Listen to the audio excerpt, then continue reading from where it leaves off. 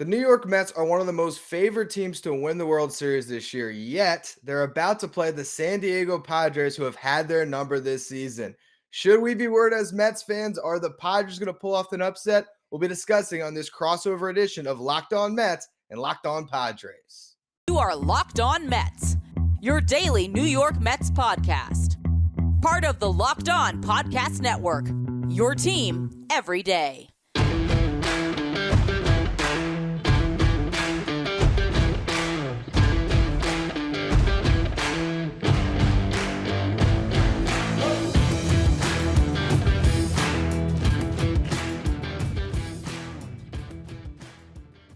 Hello to all you amazing Mets fans and Padres fans.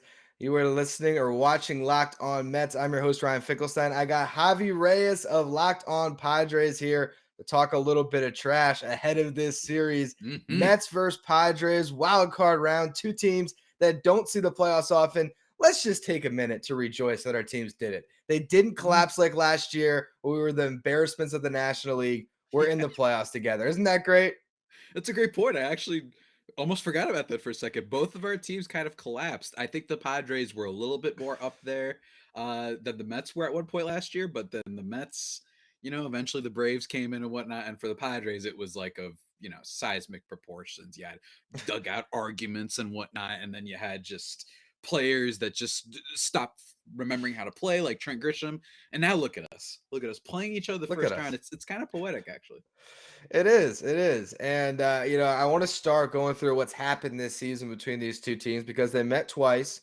There was a series in San Diego that happened where the Mets took the first game and the Padres took the next two. Then we had another series that happened right after the All-Star break where the Padres took the first two of that series. So if you combine the two, a 4-game winning streak for the Padres against the Mets before Daniel Vogelback, our folk hero, was entered into the lineup in the final game of that series against the Pods. The Mets won that game in blowout fashion and then went on a run. And if we look at these two teams with the seasons they've had, the Mets are a 101-win team. Padres had a good year, but 89 wins. The Mets are the heavy betting favorite. You look at it, and it's the longest odds we have of all these wildcard rounds. Is there any reason why I should be nervous right now? Absolutely. And here's the thing, Ryan. There's nothing I enjoy more than when you see a look in someone, when you look into their eyes, you just see idealism, optimism, hope, and just joy.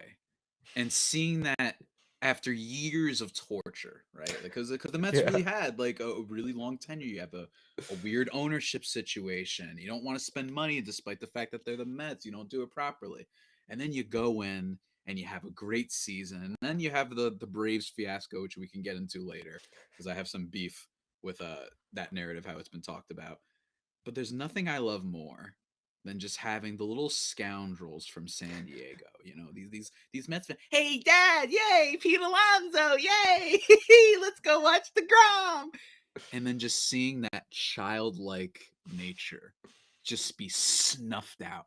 You know what I mean? Like a flame burning out in the cold of winter. And then here comes the swinging Friars stomping in like the bullies they are. That Ryan, I think, would bring me a tremendous amount of joy. It would break my heart, obviously. It's crazy. And you mentioned the Braves thing. I kind of want to get into that right now because I think that right now, from the Mets perspective, I have seen, and I've been part of the downfall that we've seen on Twitter. Everyone acting like this baseball team suddenly isn't good because they got swept by the Braves and they blew what's been their division all year long. And they finished with an identical record as the Braves. As much as we want to talk about the difference in these two teams, it came down to literally that tiebreaker. Otherwise, same record, 101 and 61. Do you think that we've been overreacting, I guess, is I think where you're maybe leaning here? Yeah, I felt this way for a while, and I've even mentioned on my podcast. And I get that that's what the industry is. I get that you got to just say collapse, and you got to say overrated and underrated and disaster and clearly better and whatnot. You see that with the MVP. You see that with the Barry Bonds and Aaron Judge thing. There's not a lot of room for nuance, and sometimes it's funny and amusing. I'm not saying all the content and talk is wrong necessarily, but with the Mets, I just don't understand how a team that won 101 games, that is superior in a lot of ways. They did not have Jacob deGrom for a good portion of the season. They lost Starling Marte, which is a big thing that I imagine you're going to bring up too. I don't understand how it is a choke disaster collapse. I was part of, and you were part of last year, actual collapses. Now you could actually argue that the Mets maybe were just kind of staying afloat by the fact that the division wasn't as strong last year. With the Padres, it was genuinely like a collapse. It actually, if you look up statistics and all that stuff in terms of a second half record, is clearly one of the biggest fall offs the Padres had last year. While everyone is just ignoring the fact, oh well, they blew it. They had the division lead all. Yeah, but it's not like they blew it to the 2017 Tigers. The Atlanta Braves are a really good team. So I think that by default that's an unfair thing to behold. You could say that they maybe blew it a little bit and that it was their division to lose. Yes, but a lot of people bring up the Marlins. Oh, well, you should have beat the Marlins. Yeah, well, they went 13-6 against them. It's not like they had an overall poor record. You can't view baseball in this like microcosm. That's my issue. Everyone's taking these games selectively. Well, they beat them 13-6. They beat the bad team. Now, if this was like the Padres last year, to give a good example, the Padres went like 7-15 against the Rockies last year. That's a collapse because that is an overall prolonged stretch of playing poorly against a really bad team in the Colorado Rockies. No offense to those folks. But yeah, so that's just been driving me insane. It's still a very good team. And this is just how it is sometimes, right? Like this isn't the Dodgers didn't collapse last year when the Giants took the division. The Giants were really good, shockingly good last year. So I just think that you're allowed to say, yeah, Mets blew it a little bit, but really the Braves are just awesome with so much talent that kind of came out that people weren't expecting, right? So that's been my thing. This is still a very good team. And I conclude all of that by saying, don't let this whole narrative and the last weekend of, oh, deGrom and Scherzer didn't look that good. Don't let that cloud you too much if you're trying to predict what you think might happen in this series. The Mets are still clearly, in my opinion, the better team on essentially every front, with the exception of maybe the third starter, maybe, but even that's really close. So Yeah, well, we're going to get into the pitching matchups in a minute, but just to kind of wrap on what you're saying there, I've been trying to reflect on this more because in the heat of it all, I did get caught up in this being a collapse, and a collapse is too strong of a word, but it's the fact that they struggled so much throughout the month against the sub 500 teams, and it did come down to a single game, and so it's hard not to look at each of these different moments. You're like, oh, if they just won that one game they might have won this division. But at the end of the day, those two teams that have been great all season had a series to decide the division, and the Braves took all three, and the Mets couldn't grab a single game. If they grabbed one, they would have won the division. And it's more about that last head-to-head. The Braves ended up taking it. And if you look at the first 12 games this season, the Mets were 8-4 against the Braves. Really, the last 7 games, I'm going to kill my dog. And you know what? Because of that, let's just move past Braves Mets talk and we will get into this series. And I'm just going to close my point there and begin to tell you all about betonline.net, which is your number one source for football betting info this season. Find our latest player developments, team matchups, news, podcasts, and in-depth articles on every game you can find. And as always, BetOnline remains your continued source for all of your sports wagering information with live betting and up-to-the-minute scores for every sport out there. It is the fastest and easiest way to check in on all your favorite games and events, including MMA, boxing, and golf. Head to betonline.net or use your mobile device to learn more about the trends in the action. BetOnline, where the game starts. Now, I do believe that we might be hearing more out of my dog Summer throughout the podcast today. She's going to weigh in at certain moments, I believe. But we'll see how she feels about the pitching matchups. What's interesting right now, there's a big wrinkle going on in this series. Game one, we know what the matchup's going to be. You, Darvish, Max Scherzer. And we'll talk about that in a second. But if the Mets win game one, there is a strategy that's getting floated out that maybe the Mets would put Chris Bassett in game two in what would be a somewhat house money game to potentially close out the Padres in 2 and hold on to Jacob deGrom for the following series against the Dodgers. Now, in theory, love it. Love the idea of deGrom being able to start game one and game 5 of that series. In principle, I think that I hate looking ahead like that. and I'd rather just see the best two pitchers. What was your thoughts if you've seen this? And you think the Mets are playing with fire if they do go that route? You got to be careful. I think that when has it ever turned out well when teams and across a lot of sports are already planning ahead, right? Or they celebrate too much of the right now in terms of like, say they win game one, they're like, oh, let's save deGrom, right? I just feel like you're begging. And this is a team, again, this is not a team that's kind of has that assuredness, right? Don't get me Yeah. wrong. Steve Cohen era, things have changed a bit. You have my boy Lindor doing well. You have Alonso. Okay, all that stuff. But for the most part, you associate the Mets with lol Mets, right? Like that's the meme. So I would not tempt, if there are baseball gods out there, I would not tempt those fates. That being said, though, I will say, I don't know how Chris Bassett's been this year, but it's not like he'd be throwing out a scrub. Yeah. As far as I've been watching, even Carrasco, say maybe if you want to do a piggyback sort of start, if you want to do that, I imagine that could be good. I don't know Carlos Carrasco's numbers against the Padres specifically, but I could see that potentially playing out. But I think that you probably game one's going to be a big test case because the Padres lineup is, oh my gosh, it's not great in theory. Now everything gets reset.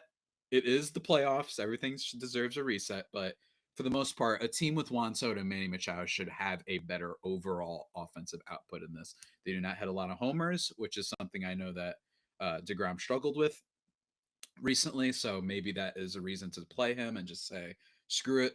We'll make it to the next series, but we want to get past the Padres right now. So I'm just saying this lineup for the Padres is probably not the area in which the Mets need to be afraid. So I don't hate the idea, but the problem is the lol Mets thing, right? Like, is this Yeah. just going to be, I can see it right now. I know he's not the Pope of New York, Mike Francesa. He's not on there anymore, but I could, you spend all this money on these starters, Yeah. you don't throw them out there against San Diego. So I could see that, man. But in terms of strategy, I'm just saying for people who might be against it, the Padres lineup isn't very good. So Yeah, so I do think that's the biggest edge the Mets have, and I want to get into that in the final segment because I think that's where these teams are really separated. I mean, obviously, you say Scherzer deGrom is better than any 1-2 punch of baseball, but for this particular series, I mean, the way that strategy is moot is if you Darvish shoves against the Mets like he's done Yeah. throughout his career, and the Padres win game one, and you're starting deGrom game two because your back's against the wall. And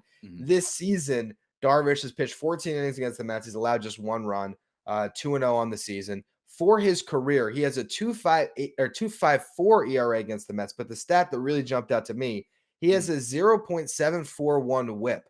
That is the best whip he has against any team in baseball. So Darvish versus the Mets, that's a little concerning. And I like that they went to Scherzer in game one because he has all the playoff experience that you could want. He's more in the flow this season than deGrom is. And I do think that he can match zeros with Darvish. And if it turns into a bullpen game and we get the trumpets blaring and the Mets can maybe, get a late run, I still like the Mets in game one, but that's going to be an awesome matchup on Friday night. Oh yeah, I mean the Darvish Scherzer. I mean this is why we follow baseball. Yeah. I know I'm speaking cliche terms right now, but this is what we love about the sport, right? When you get a matchup like this, look, man, it's Darvish is on a mission. I think he's on a mission. I think this is a guy who thinks about a little bit. I think that people have reported on this. Thinks about the way he collapsed. Now that a real collapse in the World Series for the Dodgers. Like I think he thinks about that a lot. So he's on a mission, and with the Mets with what's his face, Max Scherzer, you know, Padres don't have Daniel Camarena anymore. So, no grand slam that he can allow to a pitcher this time, hopefully, Mr. Scherzer, man. That was like one of that the was the guy that he was looking over the scouting reports today, and he's like, "Oh, thank God, thank God, he's not like, going all to right, pinch hit." Manny Soto, whatever. I played with Juan Soto. Like we're Exactly. good. I'm not That's worried easy. about him. It's Daniel That's easy. Camarena. So I think it's a sound strategy. But again, I mean, that's why game one's going to be so much fun, right? It could Yeah. be one of those games that is a pitcher's duel classic. I genuinely do not see a world where this becomes a super high scoring game. I could be wrong. I could be Yeah. wrong. Obviously, it's baseball. It could be 8-2 by the end of the second inning. I don't know. But I really do think we're going to get a genuine like at 2 runs at most from both of these offenses. Yeah. So I'm really excited for it, man. I think a lot is predicated on this first game, and I think more so than a lot of the other baseball. playoff series. They're game ones. I think that a lot of game one for this one in particular has a lot to do or is going to affect the outcome of the rest of the series. I mean, it's a 3-game set. It just Mhm. changes the whole math of a playoff series. Oh yeah. You're down 1-0. You're facing elimination. I do like that it's not the 1-game play as much as fun as the 1-game playoff was. I think this gives us 3 high stakes games. Mhm. In a full series, so it's Yeah. going to be great. And Game 2, Blake Snell, I'm imagining. I don't know if they've announced it yet, but I would think they're going to go Snell. And the reason that I said that, and I did write an article about this if you all want to check it out at justbaseball.com previewing the series, but Great website. great website, right? Snell in the second half, you could speak to this as well, but a Yes. 2.19 ERA, 105 strikeouts in 78 innings, and a 2.8 F4 is the second best mark in baseball among all pitchers not Mhm. named Zach Gallen. So he is on a tear. The Mets have struggled against left-handed pitching. If Yep. I'm them, I'm going Snell in game 2. And so we'll see how it shakes out for the Mets. But to me, it's going to be Darvish now. Is that the way you think it's going to go? Yeah, because of what you mentioned about how the Mets hit against the lefties. I think that also with Snell, he's one of those pitchers, Mets fans, you haven't seen him necessarily before. He looks ugly when he pitches. He Yeah. looks like he's laboring. And part of that is because he's one of the most inefficient pitchers in baseball. This isn't a guy who continually will go 6, 7 innings, right? It's the 5 is usually what you get out of him. The good thing is that, and then that's why I think it's impressive how his ERA has been, is that he'll give you like 4 or 5 dynamite innings though. And that's impressive because if he went 3 and gave up 1 run, for example, the ERA and all that. We know how math works, everybody. So that's the impressive thing about Snell. Fastball slider combo. He's been leaning more on that ever since the second half, which is great. I think he tried doing some change up other off speed stuff the more at the beginning of the season, but this year, what was working for him at the end of August last year is back. He strikes out a lot of batters. And I know people might be thinking, oh, well, what about the walk rate? Yeah, the walk rate isn't great. But when you're missing as many bats as he is, it's not really a deal breaker, right? So I am curious though, because the Mets do have a rather patient team. This is Yeah. not a team that has a crap ton of strikeouts. Lindor, oh yeah, his strikeout rate went up, but not, it's like 19%. That's still unbelievably low, especially for people who are capable of hitting for power like him and the rest of their lineup. I do have a question for you though. I do Yeah. have a question. Here it is. Ready? Is Mhm. Starling Marte this year's Chris Middleton? To use an NBA comparison for you real quick. Is this the injury for a guy that is not the best player? You might even argue that he's not even the most valuable across both teams, honestly. But like, is this one of those guys that we're gonna look back and be like, oh man, yeah, Starling Marte, there was just an added layer to having him, the speed, the solid defense, just a degree of reliability coming out of that two spot that the Mets might have been lacking in the second half of the season. Is he this year's Chris Middleton, but for baseball? It's such a juicy question that what I want to do is answer it on the other side of a break after a quick word from our sponsors. So is Starling Marte the Chris Middleton of the Mets? And I don't love that question because that means that the Mets are going to get bounced in the playoffs. But I will say it's actually, kind of primes me to pump another future article for Just Baseball. I'm going to be writing the injuries that most impact the playoffs that'll go up on Friday. And Starling Marte is squarely atop this list. The Mets have struggled a bit without him. Now, you look at their run scored. I believe that's the most runs scored in baseball since he went out. But the reason is they've won games in blowout fashion where they've won 10-1. But the record will tell us that there's still a little something missing. I think that what the Mets finally fell into is a way to get around it. And what I mean by that is they got Jeff McNeil in the 3 hole. And I think the lineup finally makes sense because they were struggling so much to figure out who hit second without Marte. Now they're going Nimmo, Lindor, McNeil, Alonso. And I think that makes a lot of sense for the Mets. McNeil just won a bag title. He is the best hitter on this team, in my opinion. So instead of batting McNeil 5th and 6th, like they've done throughout the season at times, they got him in his rightful spot in the order. And I think they can get by in this series. I'm more worried about Starling Marte, where he could become the Chris Middleton in the next round. Because in the next round, if the Mets advance, you got the Dodgers with Julio Urias, with Clayton Kershaw, with Tyler Anderson, and he is their best hitter against left-handed pitching. So against Blake Snell, that could be an issue. But like you mentioned, Snell could be a little bit wild, and I think they're going to put a lot of guys like, with Nimmo, McNeil, Louis Guillorme, guys that are just going to grind out at bats, Mark Canha. and they're going to try to get Snell out of the game in the 4th or the 5th inning and try to win that game against the Padres bullpen. And if the Mets do have the series that breaks out exactly how they'd want, here's how I think it's going to happen. Here's my blueprint. Scherzer wins game 1. Game 2, they do the Bassett thing. Bassett is able to hold it together. The Mets are able to grind down Snell, and they win it late against the Padres bullpen. I think that might be how this ends up breaking out. But if it doesn't, we would then get to a game 3, which could be Joe Musgrove, which was kind of your guys' ace, right, at the beginning of the season. Yeah. And he has, I was looking today, his last, I think it was 4 starts. I think he has only given up 1 run. So he's pitching better versus Jacob deGrom with the uncertainty of what deGrom's done lately. As much as I should feel extremely confident, if that's what we have at game 3 on Sunday night, I'll be nervous, man.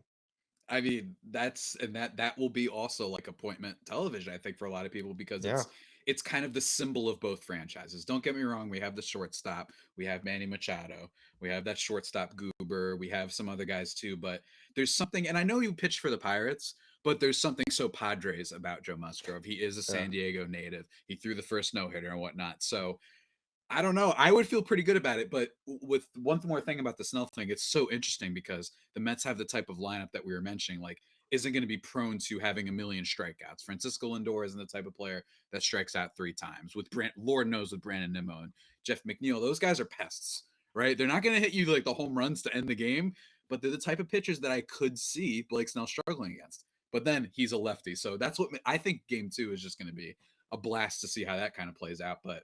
Yeah, Musgrove, man, I trust him implicitly when it comes to that game. I think this is a guy who lives for pressure. I think he's ready to be like, I'm bringing this to San Diego. If they lose that game, it will not be because of him. That's what I will say. It could be a weird Pierce Johnson comes in or Luis Garcia, relievers who are solid, effective relievers, but you just get a little scared of them every single time. You're just like, oh my God, it's the Mets though, and you're a little bit nervous. The teams are, look, man, I know we've said this a lot, but it's a really good matchup. And I think that with the pitching of both of these teams, it's just every game could potentially be a genuine pitcher's duel. And I don't think you could say that very often about a lot of playoff series, especially in the National League. So I don't know, man. I'm excited. And I know that you're nervous, but look, man, this is what this makes you feel alive, you know? Dude, it was because we basically got a playoff series last week against the Braves, and I'm like, why do I want this? Like, I don't need this much stress and anxiety into my life, but it's a nervous excitement for sure. I do believe this Mets team has the edge here, and the biggest thing when I was doing the preview that I think jumps out is the disparity in the lineups, because you got Machado and Soto, who we know, I mean, you can make the argument the best 2 players in this series. But those are the only 2 hitters on the Padres that had WRC plus over 110 this year.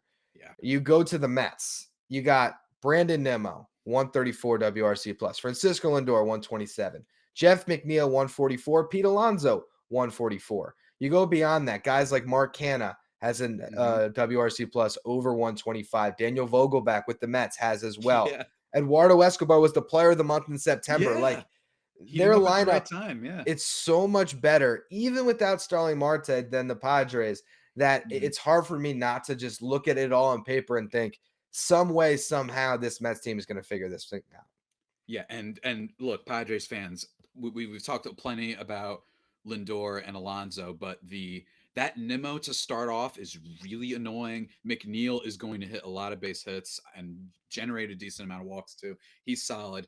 And Mark Canha, one of the most underrated outfielders in baseball. I was campaigning for the Padres to sign him this past offseason over some guys like Castellanos and some other outfielders that are available. I forgot who the heck was available, but I was campaigning for him because, he actually got signed on a bit of a deal, and he's just a walk solid player. You love those type of players in your lineup. There's just a lot of players in this Mets lineup that I know they don't hit home runs necessarily as much as other teams, but I just feel like they have these guys that will get you whatever type of hit you need. If it's a walk, if it's a long at bat, if it's a single, if it's a home run, if it's a 2-run home run. I just like that balance of their team that they have. And I really do think that, assuming everyone plays up to snuff, that it really is kind of their series to lose when it comes to the lineup perspective. I could see a world in which they're pitching, they match each other, but I just, you're in New York.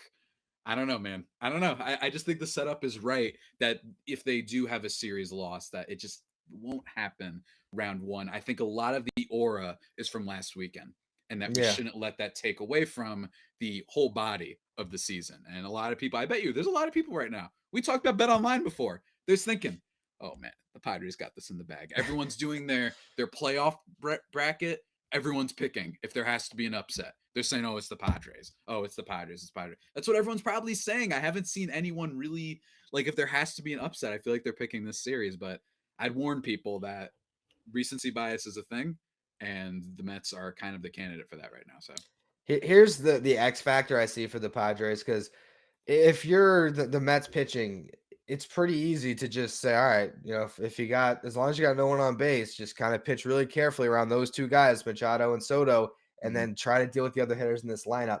It's the Josh Bells, it's Brandon Yeah, Drury, it's Jurickson Profar. yeah, If those guys can get timely hits, yeah. then this can turn into a really dicey series for the Mets. Mhm. But I just wouldn't bet on that based on their track records. And I think that the Mets have the edge here. Here's my last question, because we were dancing around it before. What is the Achilles heel for each team? We'll start with the Padres. What do you think their biggest Achilles heel is going into the series?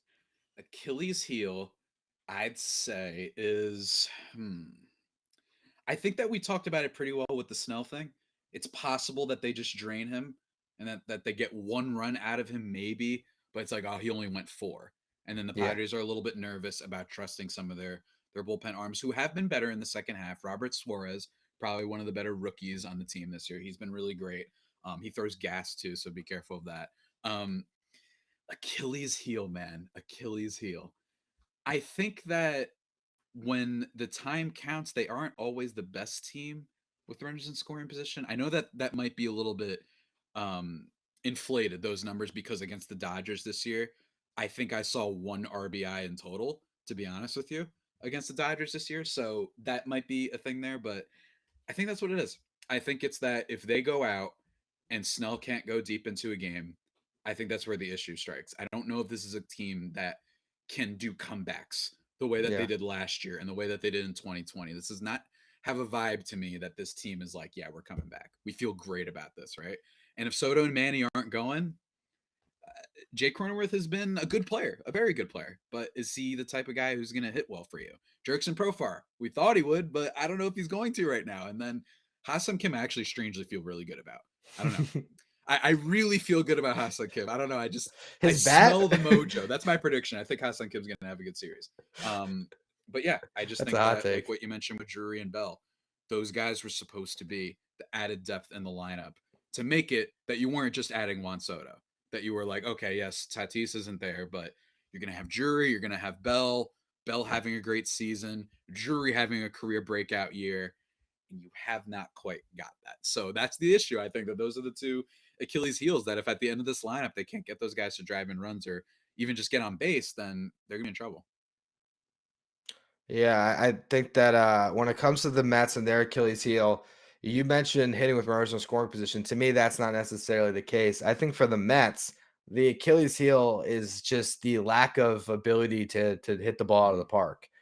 Outside of Pete Alonso, not a lot of home run threats on this team. Lindor had what, 26 this Mhm. year. I believe he had 4 every single month. He was very consistent, but I just don't think he has that same juice to leave the yard at any time. Eduardo Escobar's been great lately. He's maybe your second best home run hitter on the team, and that smells like trouble for me.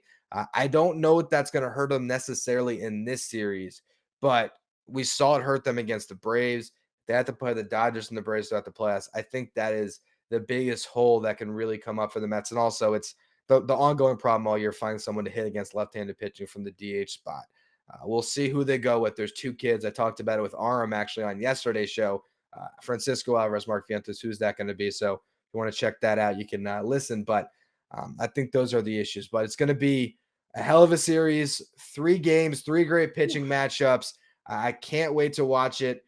And for the Locked On Mets listeners, I'll be coming on after each game to give you a little bonus content throughout the weekend as we break down playoff baseball for the first time for the Mets since 2016. It's for the Padres the first time since the 2020 fake season. So if you want to say excluding the fake season, then 2006. So it's been a long time for both of Thank us. you. A Yeah. lot of similarities, man. Like seriously, and Oh I mean, six, I man. did that little character bit, at the beginning. I pretended I was Lord Voldemort, but in all seriousness, if the Padres do lose, I really do like the Mets. I love Lindor. I've been very vocal about that. So, and what I think that they say for baseball, both of these teams, it's actually quite a shame that the Padres and Mets are playing round one. It really is, because both teams represent the best of baseball. What I mean by that is not just the fun and the attitude and even the fan bases, but rather these are two teams that tried. Yeah, I that's make true. fun of the Brewers every year, or not every year, but this year specifically. That team was in first place, and all they did was get rid of one of their best assets. Shut up all the comments. I know he hasn't been as great for the Padres, but maybe he'll be for the series. We didn't talk enough about Josh Hader, but I think that in a league that keeps showing you that there's a lot of these teams that are just like, we don't want to try. We're Cleveland, we don't want to try. Where the Tampa Bay Rays, we're going to keep fooling people into thinking we're a really well-run organization, even though we've never actually won a World Series before.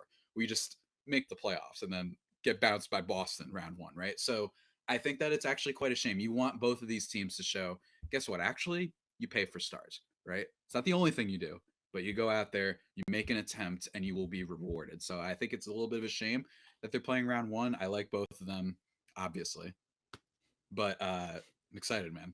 I think this is going to be a blast, and I think this is some of the most fun baseball that we'll get this weekend. I think so. I think it's the best series on the slate. And so make sure you're watching every game and checking out both Locked On Mets and Locked On Padres.